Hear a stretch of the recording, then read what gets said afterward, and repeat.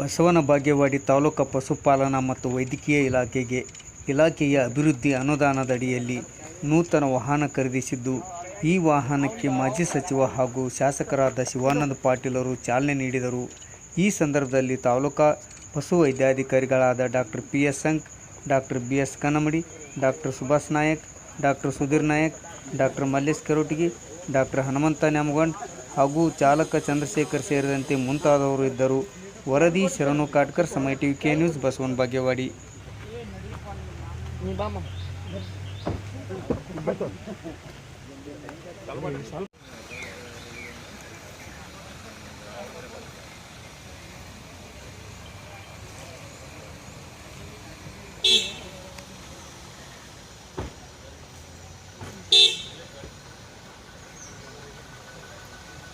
ಬರ್ರಿ ಈ ಕಡೆ ಬರ್ರಿ, ನಾ ಹೋಗ್ಬೇಕು ಹೇಳ್ಬರು ಇಟ್ಕೊಂಡಾರ, ನಾ ಹೋಗ್ಬೇಕು ಬರ್ರಿ.